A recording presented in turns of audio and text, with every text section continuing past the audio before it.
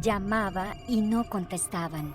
No paraba de pensar que estaba en alguna zanja herido. Pero lo supe cuando la vi. Hola, mami. Estaba muerto.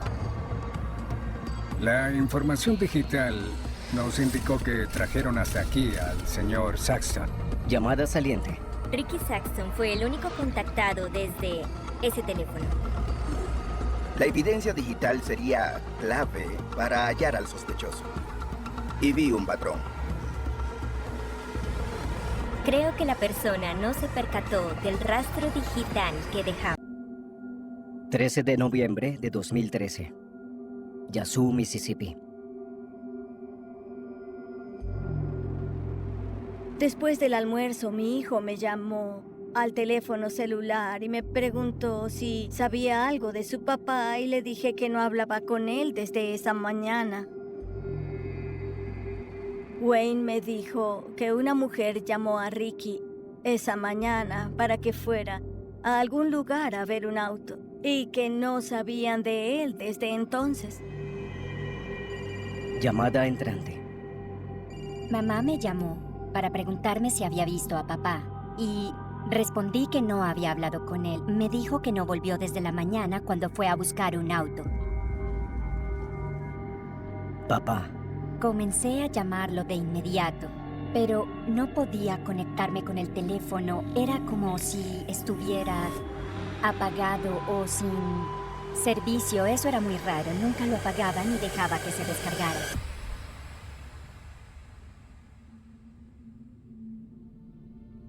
Tenía 14 años cuando conocí a Ricky. Él tenía 18. Estuvimos casados 37 años. Crecimos juntos. Amaba ser padre y era muy bueno. Tuvimos 2 hijos, Stacy y Wayne. Siempre dije que papá era perfecto. Sé que eso no es posible, pero para mí, él era un papá perfecto. Siempre estaba presente. Di, amo a papá. ¡Tata! Oye, papá. Di, dejen en paz a papá. ¡Ven! Déjenlo en paz. Mis padres tienen 6 nietos. Oye, papá, ¿Estás ven bien? acá, por favor. Tata. Y en cuanto papá supo que iba a convertirse en abuelo, creo que no volvió a tener un mal día. Él siempre estaba sonriendo.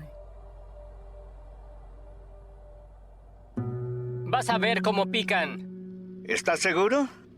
Soy el tío de Ricky. Y uno de sus mejores amigos. Ahí está. Acércalo. La última vez que lo vi antes de su desaparición, pescábamos en Venice, Luisiana. Ya. Te hacía reír todo el tiempo. Pescamos una carpa dorada Qué bien, grande. eso es. Mira qué tamaño. Y tenía una frase. ¿Qué tal lo hago? Sí, 11 kilos. Sí. Era un bromista. Todo el mundo quería a Ricky. Tenías que estar alerta si él estaba cerca. Para él no había desconocidos. Era un hombre muy agradable. No le costaba socializar, hablaba con quien fuera. Uno sentía que lo conocía desde siempre porque era muy fácil hablar con él. Tenía un gran corazón. Ricky ayudaba a cualquiera. Es un pez grande. Sí, 11 kilos, Papá siempre 300. estaba en movimiento, siempre hacía algo. Le gustaba la gente, pero también le encantaba comprar autos chatarra. Tenía un depósito de chatarra y cuando vendía las piezas de los autos se ponía a aplastar todos. Todo el mundo conocía a Ricky. Todos en Yazoo City lo conocían. Todos sabían que compraba autos chatarra, por eso recibía muchas llamadas a diario. Estaba convencida de que papá se había ocupado ayudando a alguien. Pero después de la iglesia aún no había vuelto, entonces entendí que algo andaba mal. La persona que me dijo que Ricky había desaparecido fue el jefe adjunto.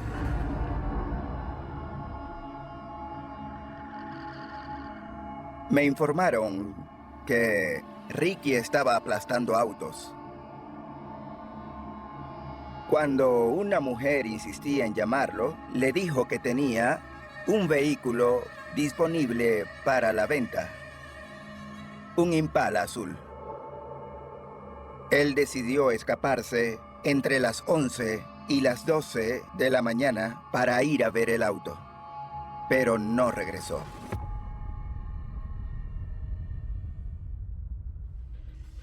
Lo investigamos de inmediato. No esperamos las 24 horas habituales ni nada, sobre todo porque se trataba de alguien que normalmente no desaparecería. Así, nada más, sin contactar a algún miembro de su familia. Pero buscamos un camión grúa porque él iba a ver un auto. Sabíamos que iría en uno de los camiones que tenía. Pudieron ocurrir muchas cosas. No sabíamos exactamente dónde se encontraba ese vehículo. Como el condado de Yazoo es tan grande, debimos estrechar la búsqueda al sitio donde estuvo por última vez. En estas áreas rurales, el teléfono de Ricky era la clave para ubicar su paradero en ese momento. Intenté rastrear la ubicación de modo digital.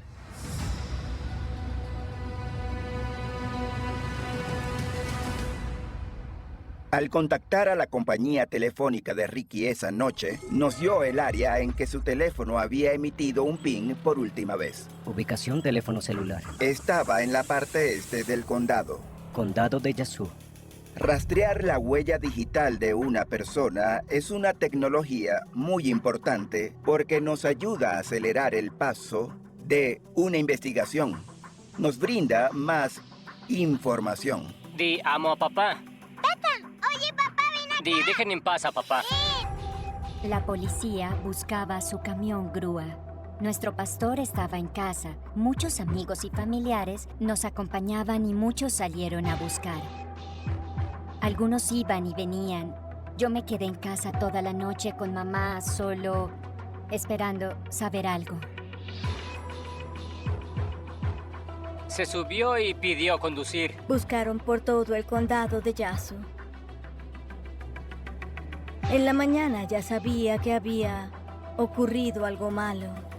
No paraba de pensar que estaba en alguna zanja herido.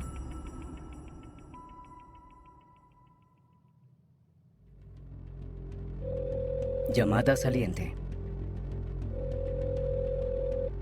A la mañana siguiente, me comuniqué con la compañía telefónica para hacer un seguimiento con el supervisor y así afinar la búsqueda. El supervisor me indicó cómo trazar un perímetro según la altura de la torre a la que se conectó el teléfono por última vez. Me dijo que entre esas líneas probablemente encontraríamos a Ricky Saxton.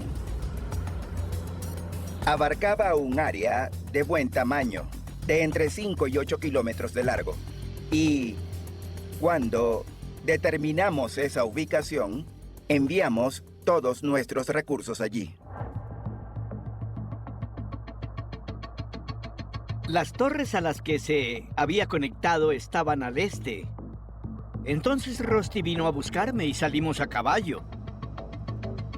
Rusty es un gran guardabosques del estado, un buen amigo.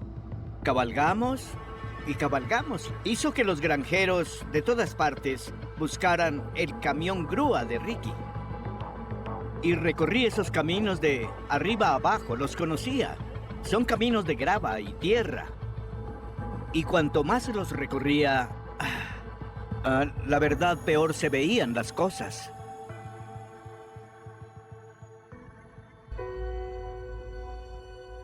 Recuerdo que me arrodillé y...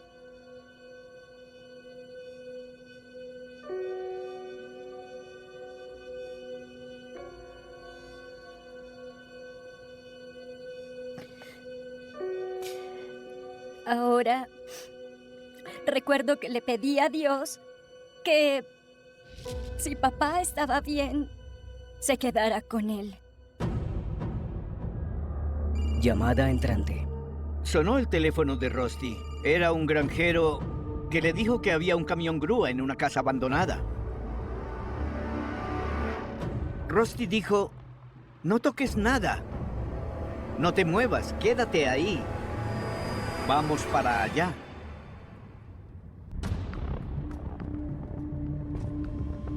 Pensé que nos iba a matar con esa camioneta. Iba volando. Estaba seguro de que era el camión grúa de Ricky, pero no... Solo esperaba lo mejor. Es lo que puedo decir. Esperaba encontrarlo herido. Les diré cómo fueron las cosas y ya. Cuando llegamos y bajamos de la camioneta, Rusty dijo, quédense todos aquí. Y se fue a la parte de atrás de la casa. Y había un auto. Estaba parado aquí y vi que Rusty regresaba. Nos miramos y él parecía muy triste. Dije, está ahí, y él asintió. Dije, muerto, e hizo... Y entonces yo me desmoroné. Me rompió el corazón. No pensé que estaría muerto hasta ese momento.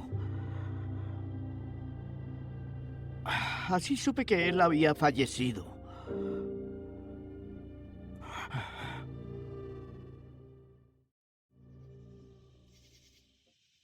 Cuando llegué a la escena, había varias agencias de seguridad. Foto real de la policía. El oficial de caza y pesca me mostró dónde yacía Ricky. Y pude ver sangre. Y pude ver un homicidio. El objetivo era averiguar quién le había ofrecido el vehículo a Ricky. Y tomé la decisión de llamar a la Oficina de Investigación de Mississippi y pedir su asistencia.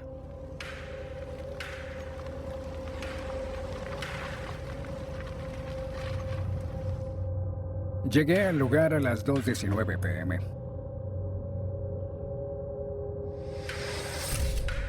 Mientras caminaba, vi el vehículo. Al seguir recorriendo el área de allá, vi el cuerpo del señor Saxton tirado en el suelo. Al examinar los restos de la víctima, noté que tenía lo que parecía ser una herida de disparo en la cabeza. Al seguir por la parte trasera de la propiedad, vi un Chevrolet Impala azul. Al examinar más a fondo ese vehículo, hallé una billetera que pertenecía al señor Saxton. El hecho de que esa billetera estuviera allí nos hizo creer que al señor Saxton lo trajeron aquí para robarlo. Mientras la unidad de escenas del crimen documentaba y recolectaba evidencia en el lugar, se llevó la camioneta y el Impala al laboratorio de criminalística de Mississippi.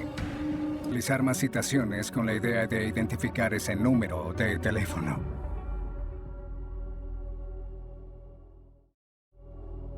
El siguiente paso fue hacer el seguimiento al Impala, el auto azul que se usó para atraer a Ricky a ese lugar. La información que se obtuvo mediante ADN o huellas dactilares al realizar un examen del vehículo no nos condujo a ningún sospechoso. Era muy importante que identificáramos a los vinculados a ese Impala azul. Primero investigamos a la dueña registrada. Nos dijeron que estaba fuera de la ciudad durante el lapso en que mataron al señor Saxton y pudimos corroborar la información que ella proporcionó. Al hablar con la propietaria real del vehículo, me informó que se lo había regalado a su hermano James.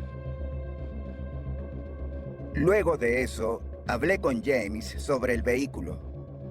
Me informó que no intentaba venderlo, que solo estaba ocultando su vehículo de un prestamista.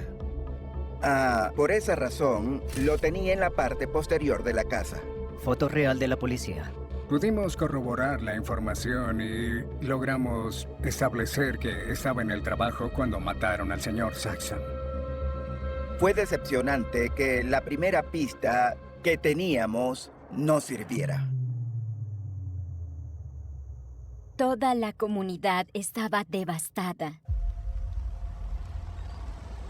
Al funeral de papá asistieron más de 700 personas. ¿Qué pasa, cariño? Era abrumador el apoyo de la gente que asistió. Era asombroso que tantas personas vinieran a celebrar la vida de papá. Significó mucho para nosotros. Si veías a tu alrededor, notabas que él tuvo un impacto positivo en cada una de las vidas que tocó. Así es. Ahí está mamá. Y recuerdo que me puse de pie. Levanté las manos y dije, bien, Dios.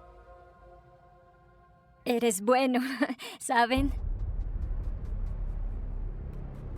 El programa Crime Stoppers ofreció una recompensa y nosotros hicimos un evento en nuestra iglesia con el que mi hermano recaudó $10,000. Publicamos la recompensa en las redes sociales y Fue comprado ese teléfono.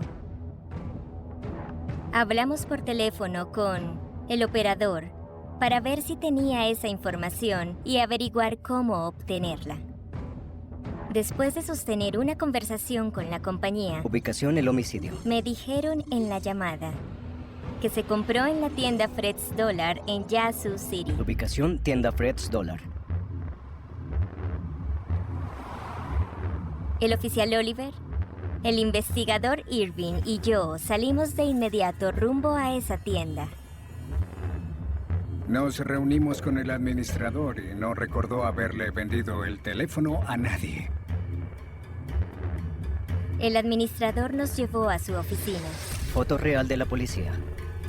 La información que le dio su sistema nos indicó que el único track phone comprado ese día se vendió a las 10:34 a.m. En ese momento solo teníamos la esperanza de que hubiera imágenes de un video de vigilancia de la compra del teléfono. Cuando buscamos en su sistema la fecha y hora que necesitábamos, No se encontraron archivos. no estaban. El sistema no abarcaba tanto, solo cubría un par de semanas. Sin duda lo habían reemplazado con nuevos videos de vigilancia.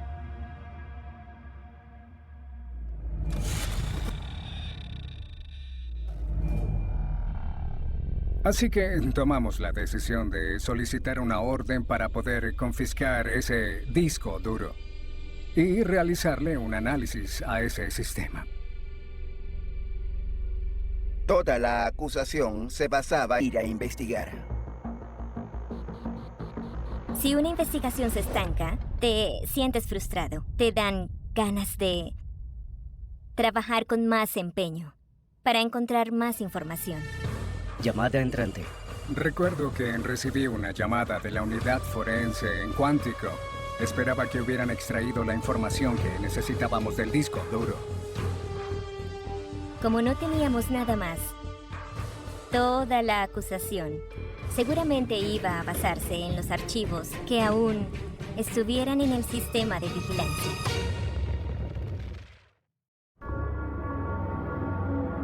Nos informaron que la unidad forense de Cuántico no logró recuperar ese video y que había sido borrado totalmente del disco duro. Fue una enorme decepción. No estábamos seguros de poder obtener esa información. En ese momento el caso ya tenía casi 5 meses. Ya se había enfriado. Estábamos desanimados. creo que siempre te preguntas si llegarán a resolverlo. Es posible que hayamos tenido dudas, pero en nuestro interior pensábamos, puede que tome un tiempo, pero llegarán al fondo de esto. El 22 de abril de 2014, me promovieron a otra división. Y sabía que tenía muy poco tiempo para trabajar en el caso de Ricky. Y yo esperaba que apareciera algo, que algo nos ayudara con este caso antes de irme. Llamada entrante. Entonces me llamó Wayne Mitchell, del FBI, uno de los... Herramientas del FBI. FTK puede recuperar pequeños fragmentos de archivos que los usuarios tradicionales no están en capacidad de ver. En la orden se describió el sistema de grabado digital. Se reemplazaron las grabaciones y había que recuperarlas. Pensé que recuperar datos de un sistema DVR sería sencillo, dada la forma en que se graban los videos. Cuando un video es viejo, un video nuevo lo reemplaza. Es la configuración estándar del sistema de vigilancia. No es posible que el disco quede intacto durante muchos meses de funcionamiento. Los videos que pude ver cuando entré al sistema eran los más recientes y el sistema estuvo grabando hasta el momento en que lo apagaron. Tuve acceso a los encabezados de archivo. Los encabezados de archivo contienen caracteres hexadecimales. Es lo que usa el sistema para determinar qué aplicación iniciar para abrir un archivo dado. Y vi un patrón. Esa es la clave. Usé esos caracteres para buscar en el disco duro otros archivos con ese encabezado que se hubieran reemplazado o eliminado. Búsqueda en progreso. Como el proceso tomaría horas, salí al final del día y lo dejé en marcha durante la noche. Búsqueda en progreso.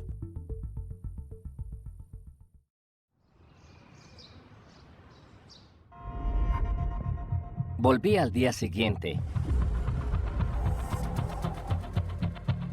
Y había más de 16,000 videos recuperados. Esperaba tal vez 100, pero no 16,000. Es increíble que pase eso con archivos de video. El proceso era abrir cada archivo y si se reproducía, determinar qué tenía, contenido, fechas y horas. Parecía largo. Me tomaría alrededor de 88 horas de tiempo real revisar esa cantidad de datos.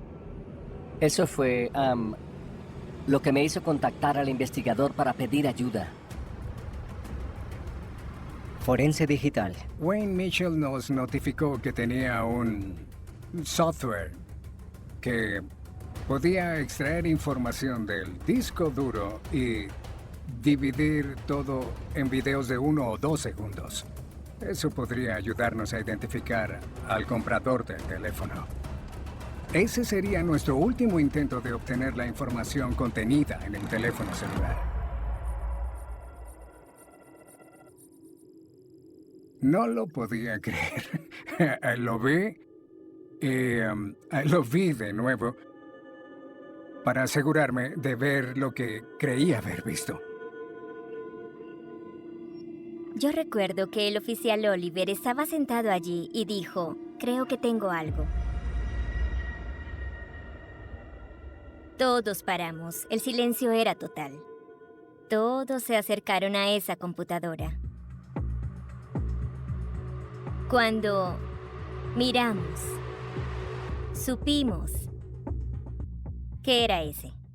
La hora, la fecha, esa persona parada frente a la caja, con el teléfono, en el mostrador. Teníamos la toma exacta. El corazón se me aceleró. Se me subió la adrenalina. Sí. Fue muy emocionante. Necesitábamos eso. Necesitábamos ese avance. Pero luego vimos que no sabíamos quién era esa persona. La imagen no nos servía de nada si no sabíamos quién estaba ahí comprando ese teléfono. A partir de ese video, sabíamos que se trataba de la compra del teléfono que estábamos buscando. Teníamos el perfil de una persona. Sabíamos que era un hombre de piel oscura, de pelo moderadamente corto y que era un hombre muy fornido. Nos reunimos con los cuerpos de seguridad locales para ver si ellos podían identificar a esa persona. Así que publicamos esa foto en los medios de comunicación para ver si lográbamos alguna información. Y el único nombre que nos dieron fue el de Johnny Brown. Citamos a Johnny Brown y hablamos con él. Él admitió haber comprado ese teléfono, pero luego dijo que lo había adquirido para otras personas. Sabíamos que estaba involucrado, solo que no estábamos seguros de cuál había sido su papel en este incidente. Y no obtuvimos suficiente información para levantarle cargos por el homicidio de Ricky Saxton. Ese fue el momento más decepcionante de todos, en este caso. Pero no iba a parar hasta descubrir la verdad.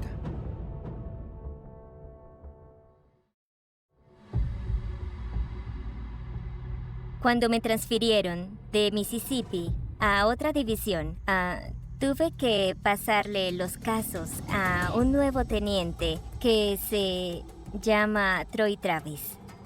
Número, llamada entrante. Me encontraba en mi casa un domingo en la tarde cuando recibí una llamada de la oficina del comisario del condado de Yazoo. Él me dijo que un individuo escuchó a Johnny y a su esposa Shontina discutiendo. Audio real de la policía. Sentados en el porche, comenzaron a pelear. Ella corrió al baño y llamó a la policía. Y él le dijo, si los llamas por ese Ricky Saxton di que también ibas en el auto. Ahora teníamos una pista en el caso que vinculaba a un segundo individuo con este homicidio. Al otro día pudimos comunicarnos con Johnny y pedirle que viniera a un interrogatorio. En referencia a la investigación de la muerte de Ricky Saxton, usted dio declaraciones en el pasado. Ahora dice que no son totalmente correctas, ¿es así? Es correcto. Pero lo que piensa decirnos ahora es totalmente cierto, ¿correcto? Sí, señor. Bien, si le parece, empiece desde cero y cuéntenos cómo sucedió todo ese día. Fui a la misma tienda a comprar un teléfono.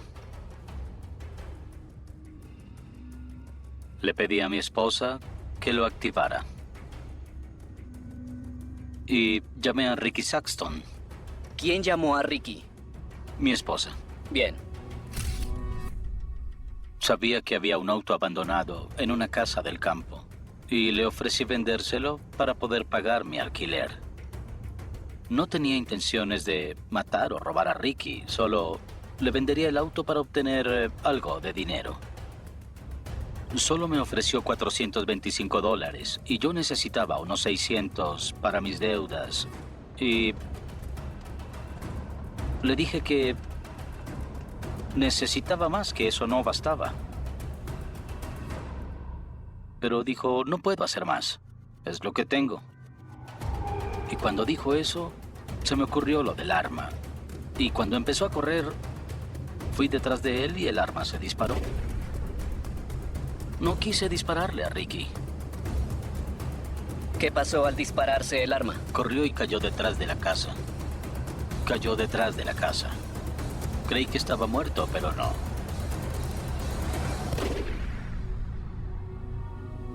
Le disparé. ¿En qué parte? En la cabeza.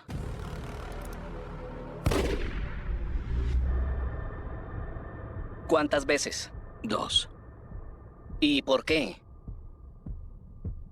No quería que sufriera en el frío. Entonces, ¿le disparó para terminar su sufrimiento? Sí, señor. ¿Para rematarlo? Sí, señor. ¿Básicamente lo ejecutó?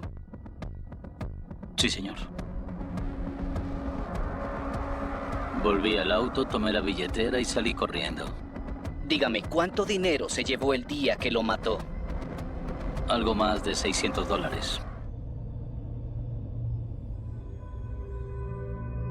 Fue muy absurdo. Lo que uno puede pensar es que Ricky hacía su trabajo para poder mantener a su familia y que alguien decidiera urdir un plan para aprovecharse y sacar ventaja de él fue extremadamente triste. Johnny Brown no era un extraño para Wayne ni mi padre. Lo conocían.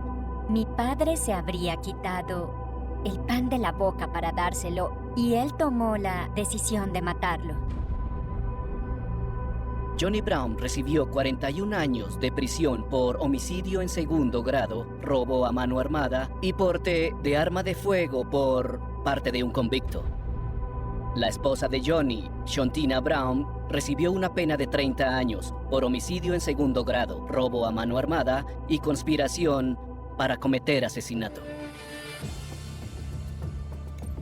La informática forense es una ciencia y la ciencia es absoluta.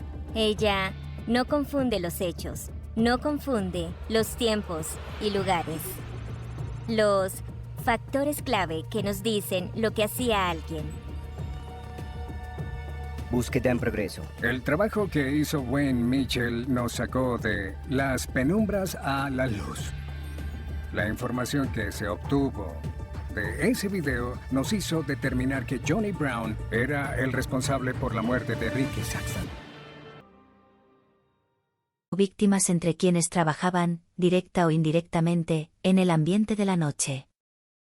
En eventos masivos, el público suele ocupar la atención.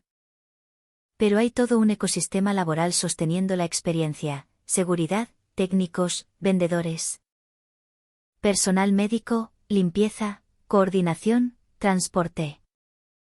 Personas que no siempre están allí por diversión, sino por trabajo, por salario, por responsabilidad. Ellas también entran en el campo de vulnerabilidad cuando ocurre una masacre. Un trabajador no puede simplemente abandonar su puesto sin pensar en otros. A menudo se ve atrapado entre salvarse y guiar a los demás. Esa tensión forma parte de la historia del festival. La multitud no era solo asistentes felices, era una comunidad temporal con roles distintos, todos expuestos al mismo ataque desde lo alto. Y cuando comenzó la violencia, los roles se mezclaron. El asistente se volvió rescatista. El desconocido se volvió apoyo. El trabajador se volvió guía. El policía fuera de servicio se volvió respuesta inmediata. La víctima herida se volvió preocupación de alguien que segundos antes jamás la había visto. Esa transformación rápida revela cómo los desastres rompen las categorías normales y dejan solo una pregunta básica: ¿quién puede ayudar a quién en este momento? Para los familiares de las víctimas mortales, la noche se prolongó mucho más allá del ataque. Muchos no recibieron respuestas inmediatas. En una tragedia con tantos heridos, evacuados, hospitales involucrados y personas dispersas, la información tarda en ordenarse. Esa espera es una forma de tortura. La mente oscila entre esperanza y miedo con cada llamada. Una persona puede imaginar a su ser querido sin batería, escondido, ayudando a otros. En un hospital sin identificación, perdido entre la multitud. Mientras no hay confirmación, todas las posibilidades conviven. Y algunas familias se aferran a las más luminosas porque no tienen otra manera de sobrevivir a la espera. Después, cuando llega la noticia definitiva, el tiempo cambia otra vez. Ya no se espera una llamada, se enfrenta a una ausencia. Y esa ausencia, en un caso tan público, viene acompañada de cámaras, declaraciones, trámites. Condolencias de desconocidos, homenajes multitudinarios. El duelo privado se ve empujado al escenario nacional. Para algunos, esa solidaridad puede sostener. Para otros, puede resultar agotadora. Nadie está preparado para llorar a alguien mientras el país entero mira.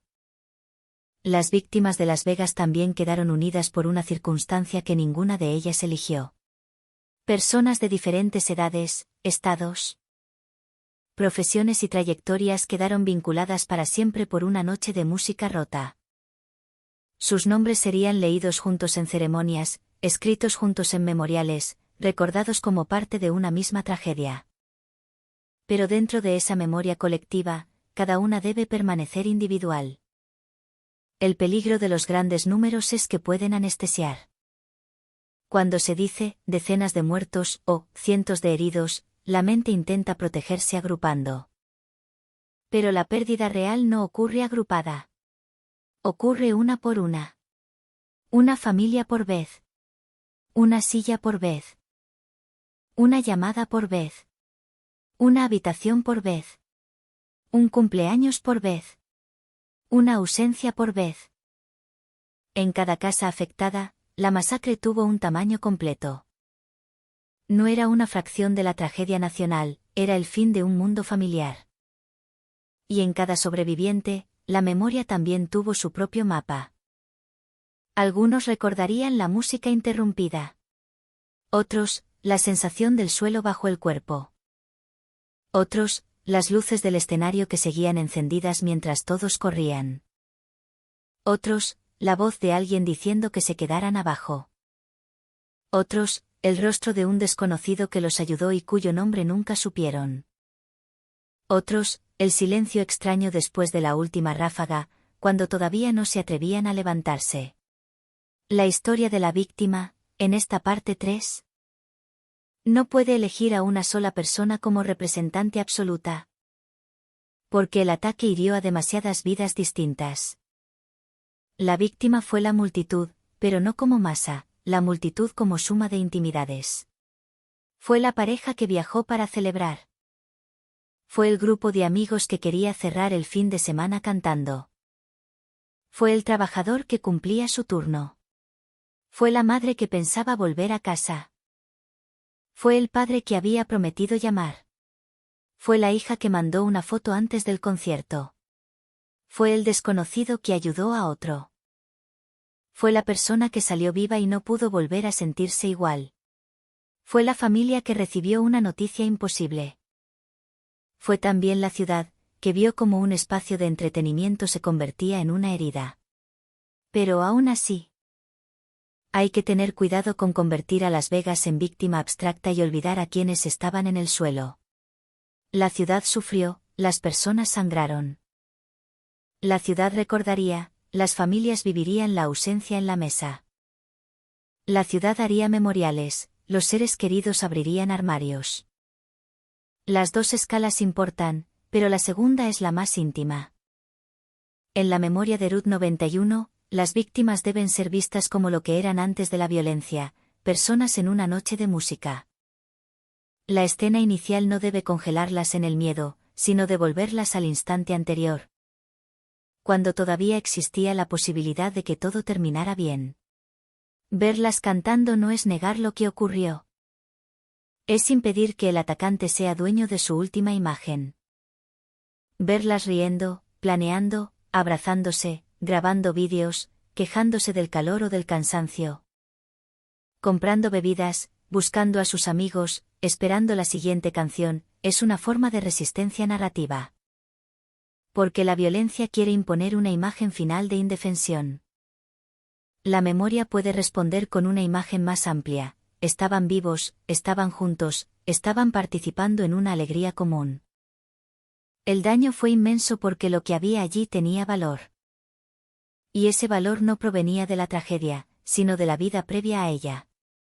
En los años posteriores, muchos sobrevivientes y familiares encontrarían maneras distintas de recordar. Algunos volverían a hablar públicamente. Otros preferirían el silencio. Algunos participarían en memoriales, causas, reuniones de apoyo. Otros guardarían la memoria en espacios privados. No hay una forma correcta de sobrevivir al duelo. Hay quienes necesitan contar y quienes necesitan protegerse del relato. Hay quienes encuentran fuerza en reunirse con otros afectados y quienes no soportan volver a tocar la herida. Todas esas respuestas pertenecen a la historia de las víctimas. Porque una masacre no termina cuando el atacante muere o cuando las autoridades cierran una investigación. Continúa en aniversarios, en canciones que suenan por accidente. En noticias de otros tiroteos que reabren el miedo. En hijos que crecen escuchando historias sobre alguien que ya no está.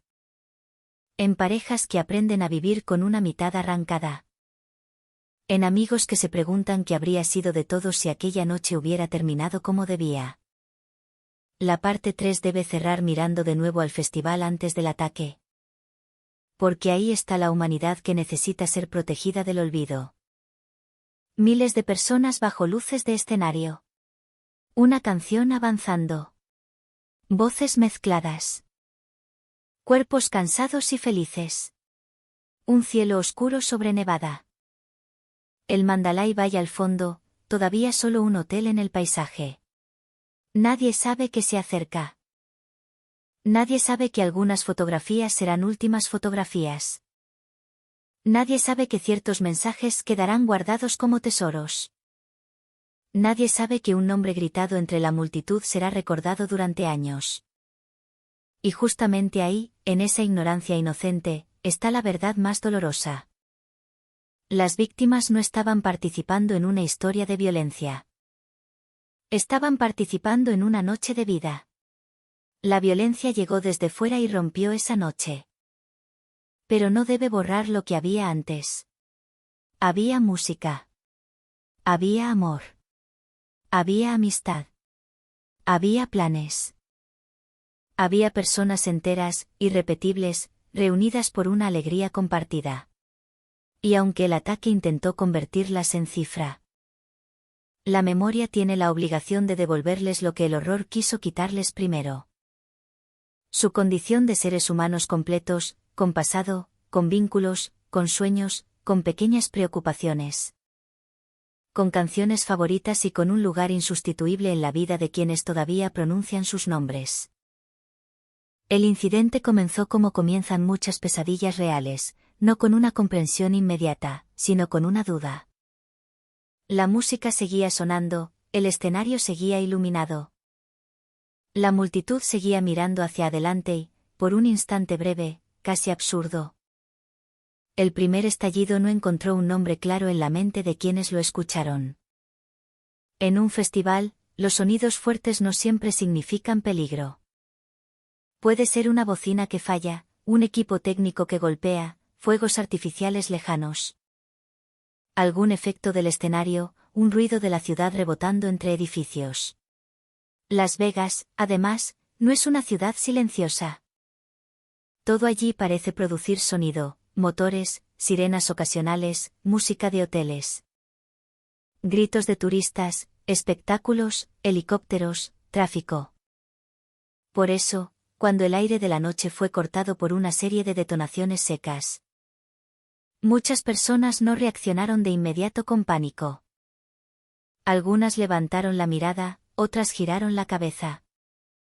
Otras siguieron escuchando la canción esperando que el ruido desapareciera como desaparecen los ruidos extraños en medio de un evento grande. Pero el sonido volvió. Y volvió de una manera que ya no podía confundirse con celebración. Ráfagas rápidas, insistentes, metálicas, imposibles de ordenar.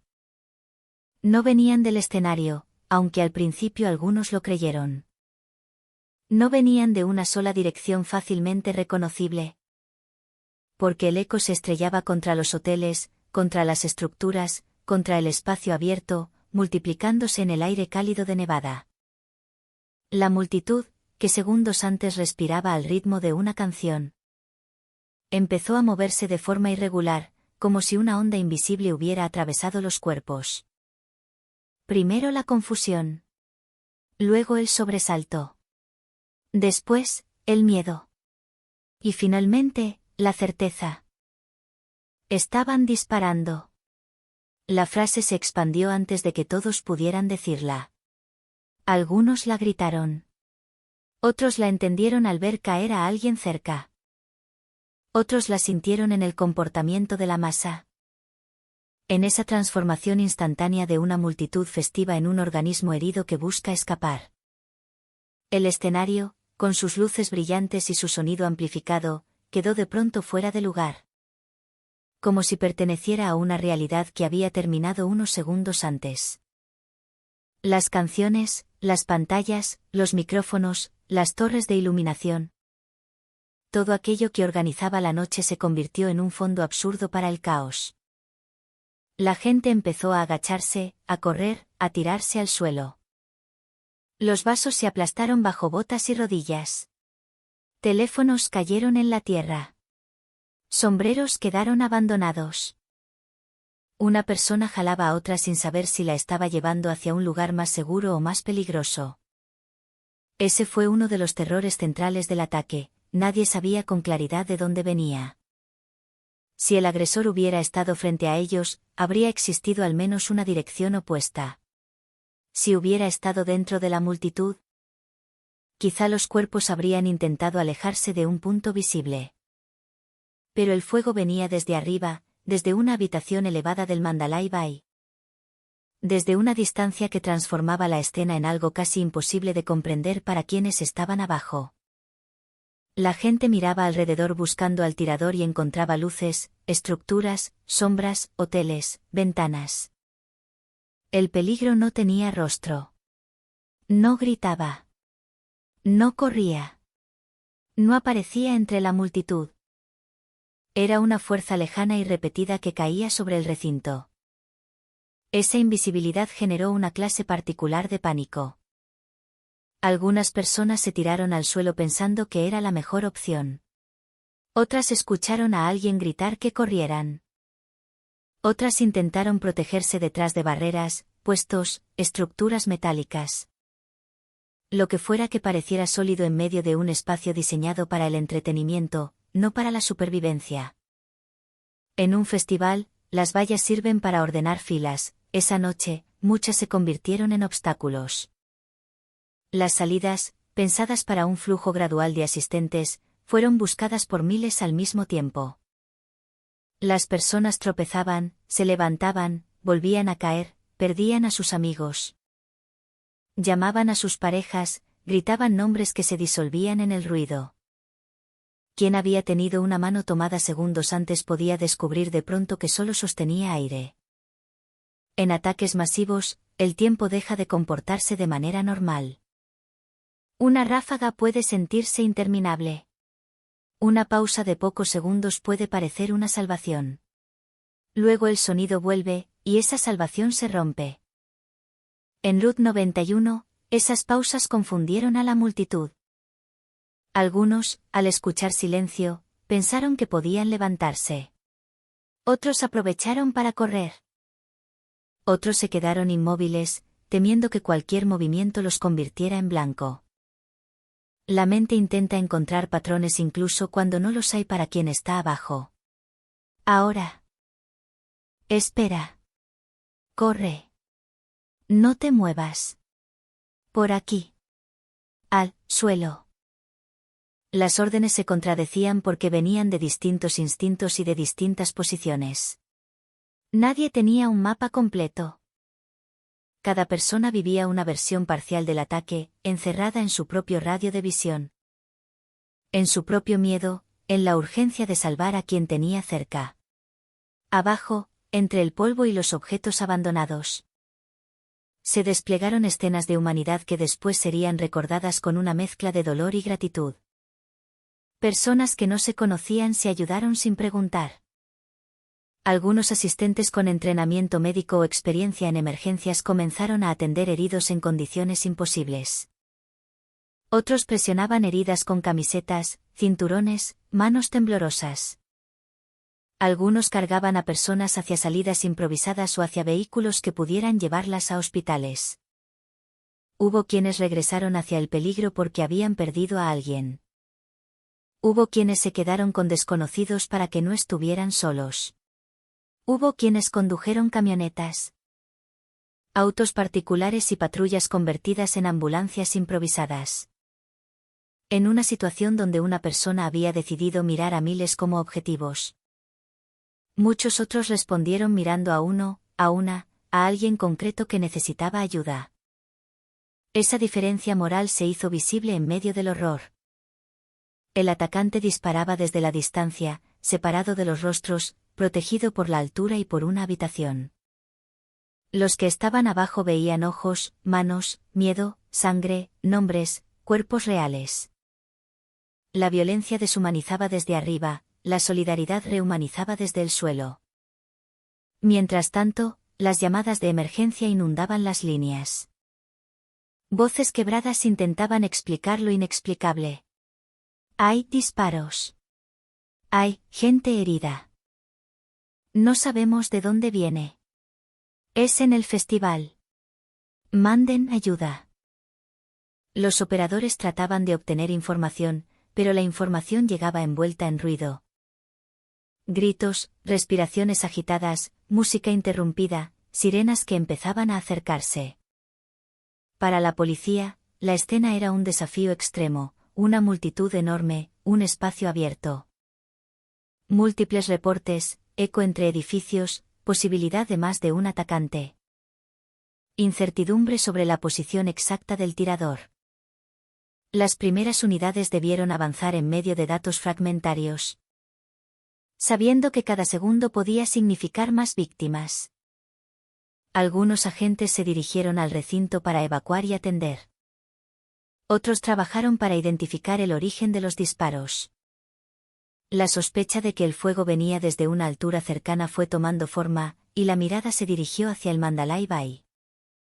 Pero mirar un hotel de gran tamaño no equivale a saber de inmediato qué habitación contiene la amenaza. El edificio era enorme, lleno de ventanas, pisos, pasillos, huéspedes, empleados, habitaciones cerradas. Encontrar el punto exacto exigía coordinación bajo presión. En el interior del hotel, mientras abajo la multitud huía, comenzaba otra dimensión del incidente. Los pasillos, normalmente alfombrados, iluminados y asociados al descanso turístico, se convirtieron en parte de una operación policial. El hotel seguía albergando a personas que quizá no comprendían del todo lo que sucedía afuera. Algunos escucharon ruidos sin saber si provenían de la calle, de otro piso o de una emergencia interna. Otros fueron instruidos a permanecer en sus habitaciones. La seguridad y la policía tuvieron que moverse dentro de un edificio complejo, con ascensores, escaleras, corredores largos y puertas idénticas. La habitación del atacante no era una escena caótica para el público todavía. Era una puerta cerrada en un piso alto, detrás de la cual se había preparado una matanza. La distancia entre la apariencia del hotel y lo que ocurría desde una de sus ventanas era estremecedora.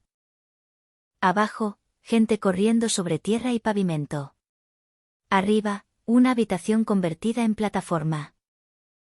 En el recinto del festival, la evacuación no fue un solo movimiento ordenado, sino una dispersión desesperada en muchas direcciones. Algunos corrieron hacia calles cercanas. Otros entraron en negocios, hoteles, estacionamientos, zonas de servicio, cualquier lugar que pareciera ofrecer refugio. Las personas se escondieron detrás de muros, debajo de vehículos, en cocinas, en baños, en corredores. Había quienes no sabían si habían escapado de la amenaza o si se habían movido hacia otra zona vulnerable. Los mensajes se acumulaban en los teléfonos. Estoy bien. No encuentro a, estoy escondido. No llames, te escribo. Ayuda. Algunas llamadas no fueron contestadas porque los teléfonos se perdieron, se rompieron. Quedaron en el suelo o pertenecían a personas que no podían responder. Para las familias que estaban lejos, cada minuto sin noticias se convirtió en una caída lenta. En las redes sociales, los vídeos del ataque empezaron a circular antes de que muchas familias supieran si sus seres queridos estaban vivos. Esa es una crueldad moderna.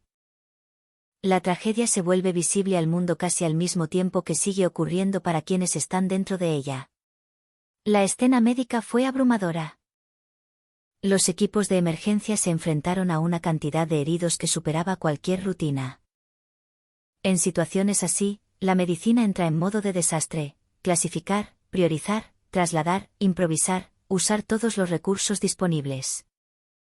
Las ambulancias no bastaban para mover a todos de inmediato. Vehículos particulares se convirtieron en transporte de emergencia. Hospitales de la zona recibieron oleadas de pacientes, algunos llegando en camillas, otros en autos. Otros en camionetas, otros con ayuda de desconocidos. Las salas de emergencia tuvieron que expandir su capacidad emocional y física en cuestión de minutos. Médicos, enfermeras, técnicos y personal hospitalario trabajaron bajo presión extrema, enfrentando heridas de guerra en una ciudad de entretenimiento. Afuera de los hospitales, familiares y amigos comenzaron a reunirse con rostros que oscilaban entre la esperanza y el terror. Algunos buscaban nombres en listas incompletas. Otros describían ropa, edad, acompañantes. Otros se quedaban de pie, incapaces de sentarse, mirando puertas por donde esperaban ver aparecer a alguien. En el festival, el suelo quedó cubierto de restos de una noche interrumpida: zapatos, vasos, teléfonos, bolsos, sombreros, mantas, sillas plegables, pulseras, botellas. Objetos que unas horas antes pertenecían a la alegría y ahora formaban parte de una escena de ataque. Los objetos después de una masacre parecen hablar con una tristeza silenciosa. Un sombrero caído no es solo un sombrero, es la señal de alguien que corrió o cayó. Un teléfono perdido no es solo un aparato, es una familia llamando desde otra ciudad. Una silla plegable abandonada no es solo basura de festival. Es el lugar donde alguien descansaba antes de que el mundo se rompiera. Cuando la policía y los equipos forenses empezaran a procesar el lugar, tendrían que tratar esos objetos como evidencia o pertenencias. Pero en el momento del incidente eran fragmentos de una vida común hecha pedazos.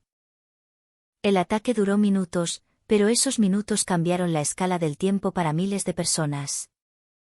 Para quienes estaban allí, la noche no se mediría después por reloj, sino por antes y después. Antes de la primera ráfaga. Después de entender. Antes de perder de vista a alguien. Después de correr. Antes de llegar al hospital. Después de recibir la llamada. Antes de saber. Después de saber. La policía finalmente llegó hasta la habitación del atacante. El momento exacto del ingreso y la confirmación de que la amenaza principal había cesado marcaron el inicio de otra fase. Pero no trajeron alivio inmediato para la multitud dispersa. Cuando uno ha estado bajo fuego, no cree en la seguridad de inmediato. El cuerpo sigue esperando el siguiente sonido.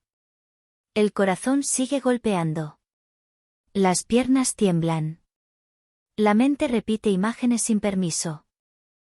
Muchas personas salieron del recinto o de sus escondites con los ojos muy abiertos. Cubiertas de polvo, algunas heridas, otras ilesas físicamente pero completamente transformadas. Miraban alrededor como si la ciudad hubiera cambiado de idioma. Las luces seguían encendidas. Los hoteles seguían en pie. Las avenidas seguían allí. Pero nada era igual. El Mandalay Bay, que antes podía haber parecido un fondo elegante del Strip,